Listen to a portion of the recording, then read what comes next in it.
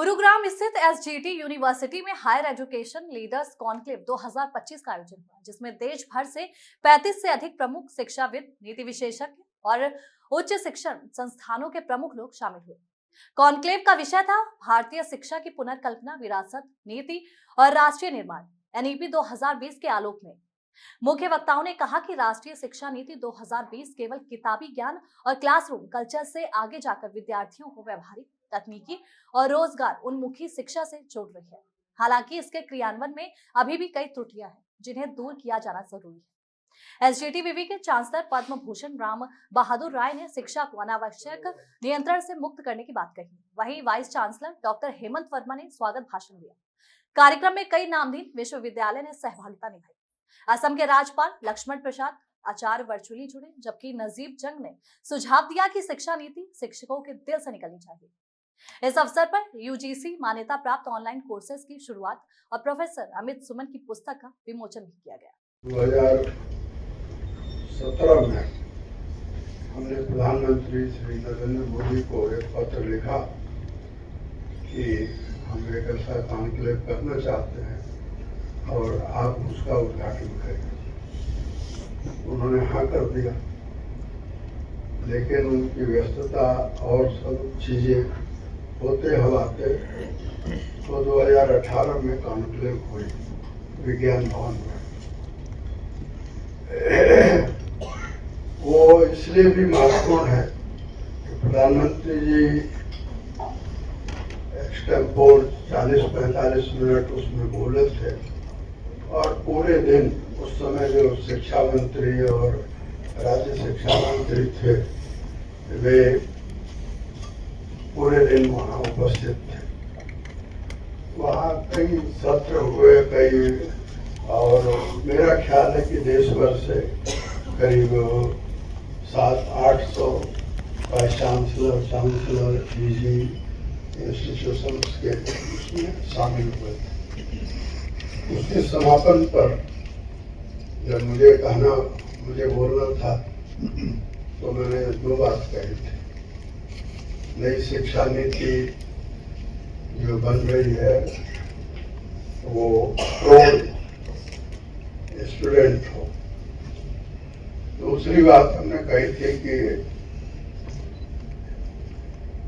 किसी नासमझ व्यक्ति ने राजीव गांधी को सलाह दी, और मैं जानता हूँ राजीव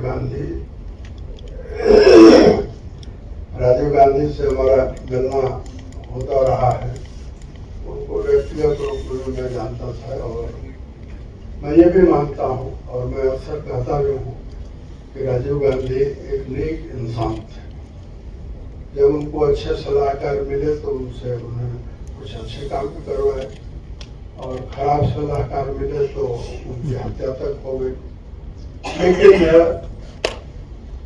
शिक्षा के मामले में राजीव गांधी के जो सलाहकार थे उन्होंने शिक्षा को मानव संसाधन मंत्रालय बनवा दिया। तो उस समय हमने कहा था कि नई शिक्षा नीति जिस दिन भी स्वीकार की जाए उस दिन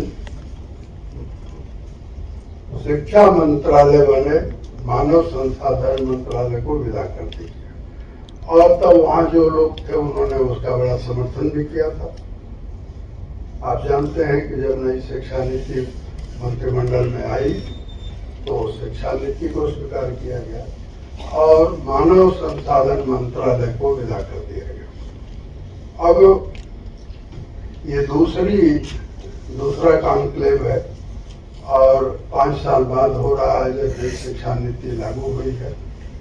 मैं ये मानता हूँ, आप सबने अपने अनुभव से कहा है, मैं ये मानता हूं कि शिक्षा में सुधार होगा, उसकी एक ही शर्त कि शिक्षा को ब्यूरोक्रेसी से मुक्त करिए।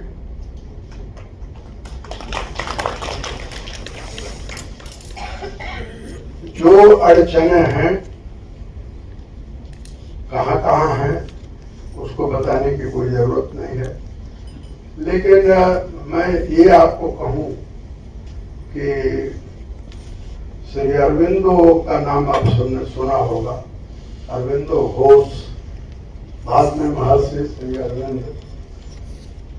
महर्षि अरविंद को लोग योगी और आध्यात्मिक वगैरह तो जानते हैं, लेकिन क्या हम जानते हैं कि महर्षि अरविंद एक गहरे राजनीतिक ऋषि थे। और जब उन्होंने वंदे मातरम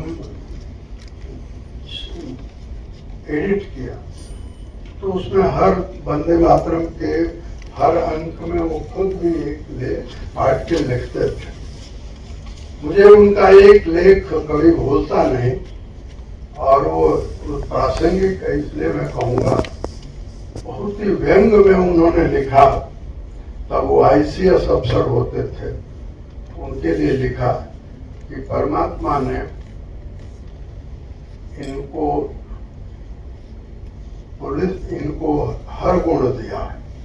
व्यंग में था, यानी वो शिक्षा भी संभाल सकते हैं, वो सड़क भी बना सकते हैं, वो हवाई जहाज भी उड़ा सकते हैं। नई शिक्षा नीति में जहां जहां अड़चने हैं उसके लिए अगर कोई जिम्मेदार है तो वे लोग हैं जिनको श्री अरविंदो ने परमात्मा के गढ़े हुए व्यक्ति माना था। और इन परमात्मा के गढ़े हुए व्यक्तियों से कैसे हम मुक्त हों, ये हमको सोचना चाहिए। मुक्ति के बहुत सारे साधन हैं, मैं उस पर नहीं जाऊंगा, लेकिन हम गुरुग्राम में हम हैं। मैं आपको एक कहानी सुनाता हूँ। आपने भी ये कहानी सुनी होगी। जब पांडव और कौरव आचार्य द्रोण के विद्यालय में आए, हम गुरुकुल नहीं कहेंगे, नहीं तो आप भड़क जाएंगे, मैं आपको भड़काना नहीं चाहता। लेकिन जब उनके विद्यालय में आए तो आचार्य द्रोण ने पहला पाठ सबसे पहले उन्होंने पहचाना कि इसमें जिसपे प्रतिभा है, जिसमें ज्ञान की लालसा है, वो व्यक्ति तो ये युधिष्ठिर है। तो युधिष्ठिर को उन्होंने कहा कि तुम पहला पाठ याद करो, और 2 शब्दों का है सत्य।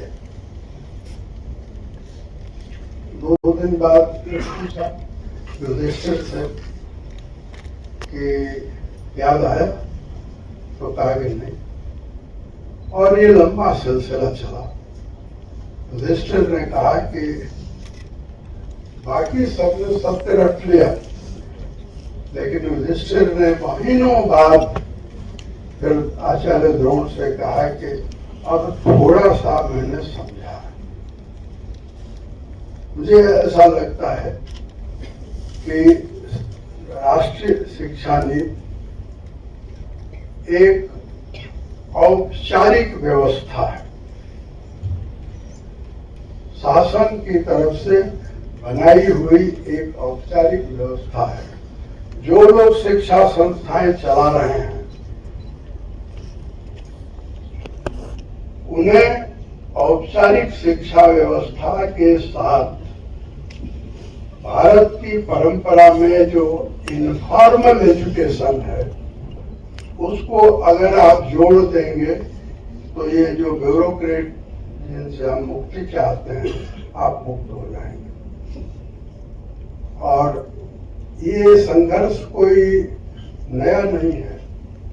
मैं आपको याद दिलाऊं, जो पुराने लोग हैं वो जानते होंगे, या जिन्होंने पढ़ा होगा वो जानते होंगे।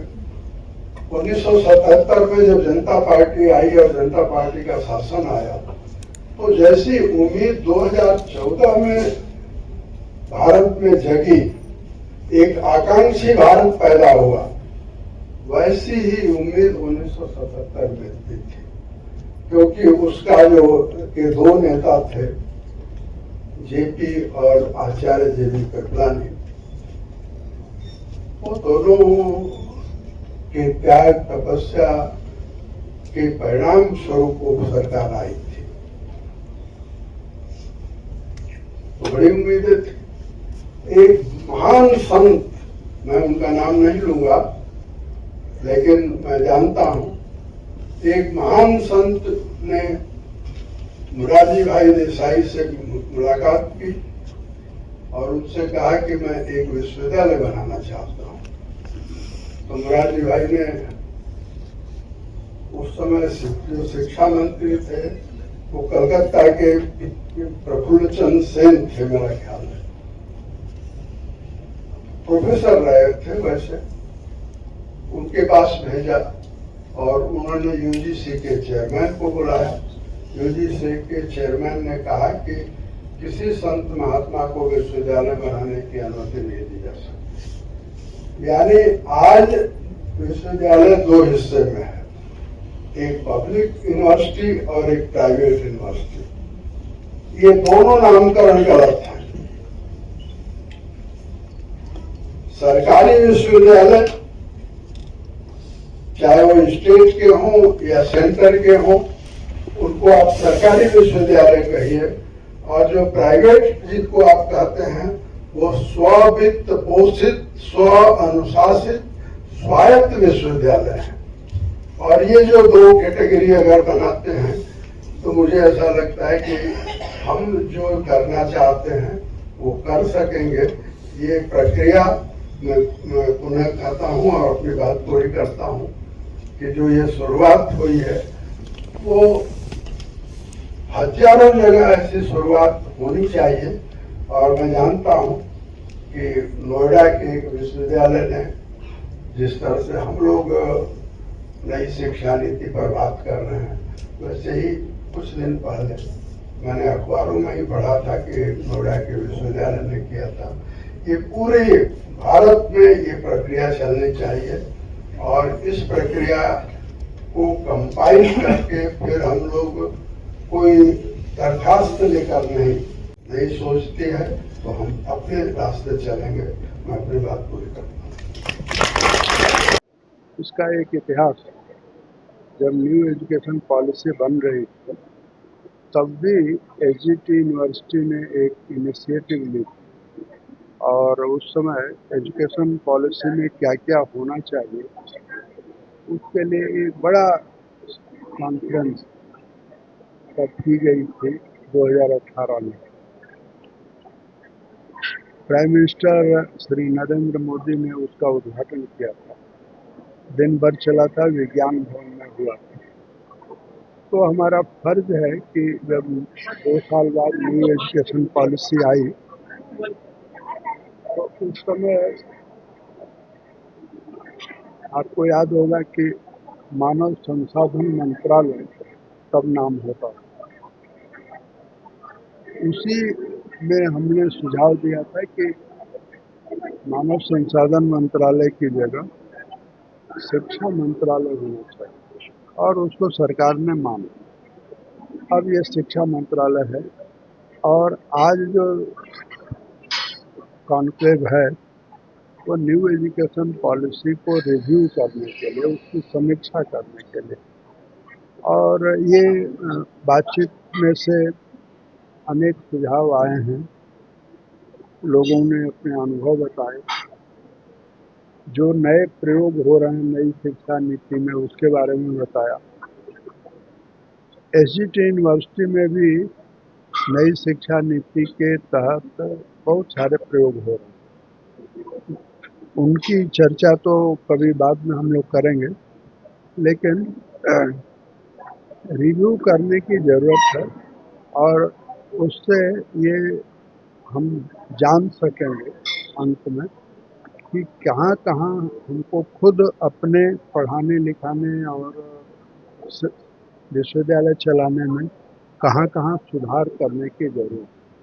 विद्यार्थियों की प्रगति हो, विद्यार्थियों को जब वो पढ़ कर के निकलें तो उनका प्लेसमेंट हो सके, जल्दी उनको नौकरी मिल सके, तो उसके लिए वो उनके पास उस तरह की स्किल हो और इसलिए ही ये कॉन्क्लेव है। जो बातचीत होगी वो बहुत सार्थक होगी, जो मैंने अभी सुना है उससे पहले और उसके ये इनाग्रेशन में भी सब लोगों ने बहुत अच्छे सुझाव दिए हैं, अपने अनुभव से दिए हैं। तो फिर उसके बाद एक पॉलिसी डॉक्यूमेंट इस कॉन्क्लेव से निकलेगा, वो सरकार को हम लोग देंगे। आपने सर ये कहा था कि भाषण के दौरान कि ब्यूरोक्रेसी को शिक्षा नीति से दूर रखना चाहिए। क्या वजह मानते हैं कि ब्यूरोक्रेसी को शिक्षा नीति से दूर? मेरा कहना है कि शिक्षा को नियंत्रण से दूर रखना चाहिए। अभी क्या है कि शासन का जो ढंग हो गया है, राज्य का हो या केंद्र का हो, तो राजनेता नीति बनाते हैं, उसको लागू करते हैं अफसर, और अफसर जब लागू करते हैं तो जरूरी नहीं है कि जो राजनेता कह रहा हो उसी को वो लागू करें, उसमें वो अपना मिर्च मसाला मिलाते रहते हैं। उससे विश्वविद्यालयों के संचालन में जो असुविधा आ रही है उसको ध्यान में रख करके हमने कहा कि ब्यूरोक्रेटिक जो कंट्रोल है उसको मिनिमम किया जाना चाहिए, हो सके तो समाप्त किया जाना चाहिए, और ये बहुत ज़रूरी भी है। इस तरह आवाज को आप कहाँ तक उठाएंगे जो आज आपने? हम तो यहाँ उठाते हैं जैसे उस तरह से सब जगह उठाते हैं। मेरा ये कहना है कि ब्यूरोक्रेसी का रोल लिमिटेड होना चाहिए, जो विशेषज्ञ हैं उनका रोल बढ़ना चाहिए। और अभी क्या हो रहा है, रेल भी ब्यूरोक्रेट चला रहा है, पंचायत भी ब्यूरोक्रेट चला रहा है, यूनिवर्सिटी भी ब्यूरोक्रेट चला रहा है। ये एक स्वस्थ लोकतांत्रिक देश के लिए उचित नहीं। तो और इसलिए हमारे जो महापुरुष थे, चाहे महात्मा गांधी हो, श्री अरविंदो हों, या रविन्द्रनाथ टैगोर हों, या आज़ादी के बाद के डॉक्टर श्यामा प्रसाद मुखर्जी हों, या और जो प्राइम मिनिस्टर हुए हैं अच्छे, तो उन्होंने उनका सपना था, उनका सपना वही था जो कि भारत दुनिया में अपना स्थान बनाए। वो सपना अगर पूरा नहीं हुआ तो क्यों नहीं? क्योंकि हमने अपने सिस्टम में वो सुधार नहीं। हमारे साथ ही आज़ाद हुआ, हमारे साथ ही चीन में आज़ाद हुआ, और चीन ने समझ लिया कि हम को शिक्षा के क्षेत्र में दुनिया में नंबर 1 पर होना। तो आज उसके विश्वविद्यालय जब रैंकिंग होती है दुनिया भर के विश्वविद्यालयों के, तो उसके 20-25 विश्वविद्यालय आ जाते हैं। क्यों आ जाते हैं? क्योंकि उन्होंने जो नए विश्वविद्यालय बनाए, उन विश्वविद्यालयों को उन्होंने अपने ढंग से फ्रीडम दी, और ये बहुत ज़रूरी है। रिसर्च, इनोवेशन ये तभी होता है जब आप किसी विद्यार्थी को, किसी अध्यापक को गलतियां करने की, बार बार गलतियां करने का आप छूट दें, अवसर दें। किसी ने एक गलती कर दी, आपने उसको बाहर कर दिया। या तो जितने साइंटिस्ट हुए हैं, जिसने ये जो ट्यूबलाइट नहीं, जो बल्ब है ना, बल्ब का जो आविष्कारक था, आपको मालूम है कि कितनी बार वो फेल हुआ, और उसके आसपास के जो रिसर्च स्कॉलर थे उन सबों ने कहा कि ये अब हमसे नहीं होगा। कहा कि ठीक है, एक बार और कोशिश करते हैं, सफल हो गए। उसे 100 गलती करने की या 100 बार एक्सपेरिमेंट करने की अगर उसको छूट नहीं रहती, अवसर नहीं रहता, तो इजाद नहीं होता। जितने बड़े रिसर्च हुए हैं और जितने बड़े इजाद हुए हैं, लंबे परिश्रम के बाद। तो इसलिए यूनिवर्सिटी सिस्टम का मतलब है नए समाज की रचना में हमारा योगदान, नई पीढ़ी को हम और मजबूत बनाएं, इसके लिए इन्वेस्ट। तो एक शिक्षा जो महंगी हो गई है उसको लेकर के भी कुछ लगता है मंथन की जरूरत, क्योंकि आजकल हम देख रहे हैं कि शिक्षा महंगी होने की वजह से वो लोग भी शिक्षित नहीं हो पा रहे हैं जो लगता है कि जिन्हें। नहीं, देखिए क्या है, शिक्षा महंगी केवल यहाँ नहीं है, दुनिया भर में। अच्छा, और हायर एजुकेशन जब आप उसके लिए ढांचा बनाएंगे, क्लासरूम बनाएंगे, कैंपस बनाएंगे, तो महंगा होगा ही। महंगा प्रॉब्लम नहीं है, महंगे होने के बावजूद लंबे लाइन। इसका मतलब यह है कि महंगी शिक्षा प्रॉब्लम नहीं है, शिक्षा है जो महंगी शिक्षा हो, लेकिन उनको उसको पूरा करने के बाद अवसर हो तो ठीक है। आपको मालूम है कई 100 करोड़ रुपए हमारा भारत का जो लड़के विदेशों में पढ़ने जाते हैं उन पर खर्च होता है, उनके परिवारों का खर्च होता है, सरकार का खर्च होता है। और वो जो करोड़ है, मैंने कुछ दिन पहले मैंने उसको देखा था, तो वो कई हजार करोड़। अगर यहाँ के विश्वविद्यालय ठीक ठाक चले तो कई हजार करोड़ यहीं पर इन्वेस्ट हो सकते हैं। इसलिए ये जो सवाल महंगी शिक्षा नहीं, सवाल स्टैंडर्ड शिक्षा की, कि जैसी शिक्षा मिलनी चाहिए, जैसी शिक्षा नीति बनी है उसमें विद्यार्थियों को आप उनको योग्य बनाइए, और वो कैसे बनाएंगे इस पर बातचीत की ज़्यादा जरूरत है। Thank you.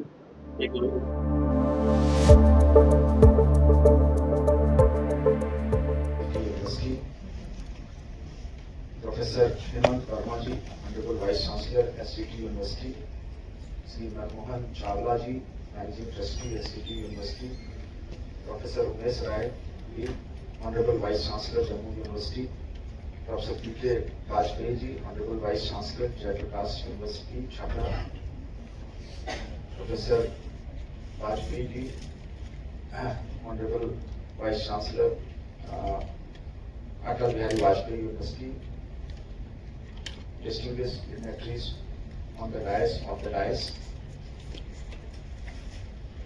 It is both an honor and privilege to be part of this prestigious Higher Education Leaders Conclave 2025 hosted by SCT University in collaboration with esteemed institutions across the country.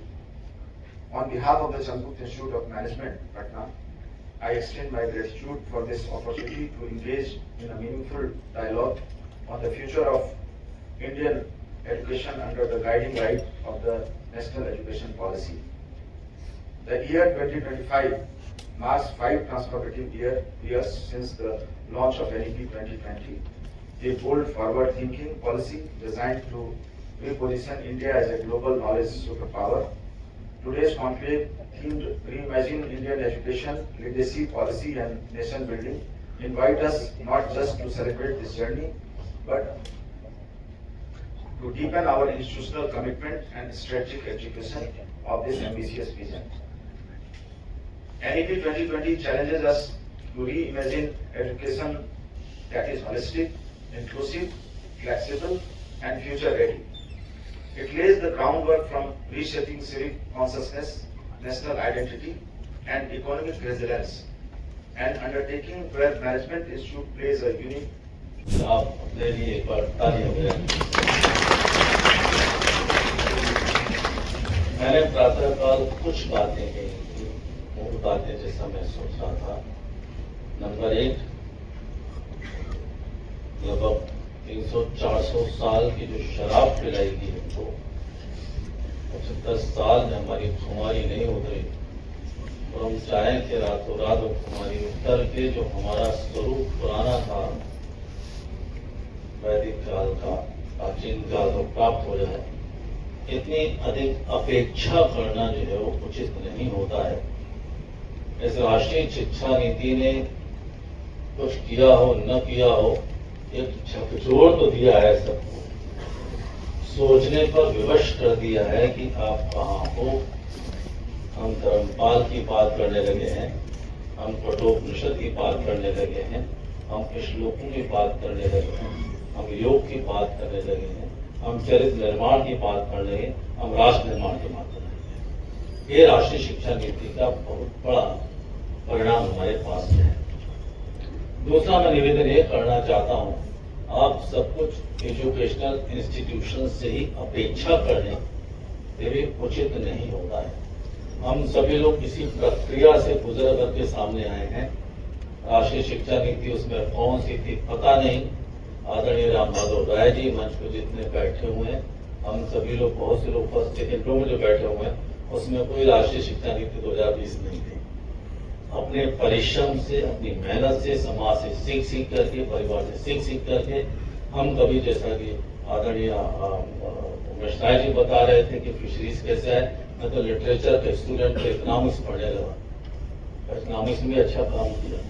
तो किस प्रकार से हम समाज और राष्ट्र को कैसे जोड़ते हैं संस्थानों के माध्यम से, और उनको दोहराने का कोई अभिप्राय नहीं होता है, कोई मतलब नहीं होता है। निश्चित रूप से अभी अंत में जो वाजपेयी जी निचोड़ दे रहे थे कि हम सब अपनी तरफ से राम सेतु में गिलहरी की भूमिका में हैं, लेकिन गिलहरी की भूमिका में होना ही मुझे लगता है राष्ट्रीय शिक्षा नीति 2020 का उद्देश्य है। हम सब संवेदनशील हो जाएं, हम सब चैतन्य हो जाएं, हम सब खड़े हो जाएं कि भारतीय शिक्षा की जो अपनी अमूर्तता है, जो उसकी विलक्षणता है और जो सहस्राब्दियों से वैलिडेटेड मॉडल है, हम सिर्फ भारतीय शिक्षा पद्धति को या भारतीय ज्ञान परंपरा को इसलिए नहीं चुन रहे हैं कि ये गौरव की बात है, इसलिए भी नहीं चुन रहे हैं कि ये भारत से उर्जित हुई है, भारत से पैदा हुई, इसलिए चुन रहे हैं क्योंकि 600 वर्षों के विज्ञान और तकनीकी के विकास आधारित मॉडल ने जितना नुकसान इस पृथ्वी समेत पूरे ब्रह्मांड का पहुंचाया है, उतना नुकसान हमने ना तो इतिहास में ना पुराण में कभी देखा सुना है। और इस दृष्टि से यह हमारी चॉइस नहीं है, ये पूरे विश्व की आवश्यकता है कि हम आर्थिक, सामाजिक, राजनीतिक, सांस्कृतिक जगत के लिए नए मॉडल हों। और वो मॉडल सिर्फ इतने नहीं है कि आपके जो स्नातक हैं, आपके लर्नर्स हैं, वो ऑलराउंडेड हो जाएं, वो अपने देश की चुनौतियों का सामना करने के लिए तैयार हो जाएं। वो तो पहले भी थे। अभी वाजपेयी जी कह रहे थे कि हम सब ने बिना शिक्षा नीति के यहाँ तक पहुंचे हैं, जो जो अवसर और जो जो उपलब्धियां हासिल की हैं वो बिना शिक्षा नीति के की, और वो हर पीढ़ी करती है, क्योंकि हमारे अंदर, हम सब के अंदर। Things regarding the education policy, let me begin on a positive note that yes, we have completed 5 years. There are many good things that we have initiated through this education policy.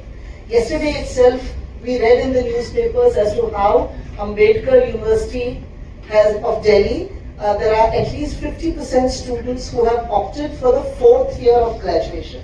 That is not a small achievement, because given the kind of conditions and circumstances that we live in, that is an achievement, and at least step by step we are moving ahead. And another thing which pleases me no end is the gender sensitivity that this education policy has displayed. Multiple entry and multiple exit. I can tell you from my own experience. I was married only when I was in the 10th. I hail from Bihar. And when I was married, after that, you know, the biology clock also keeps ticking for all women also. Not that it doesn't tick for men, but we have to have our children and we have to procreate. And at that point of time, it was not possible for me to go to a college, and I was a private student throughout.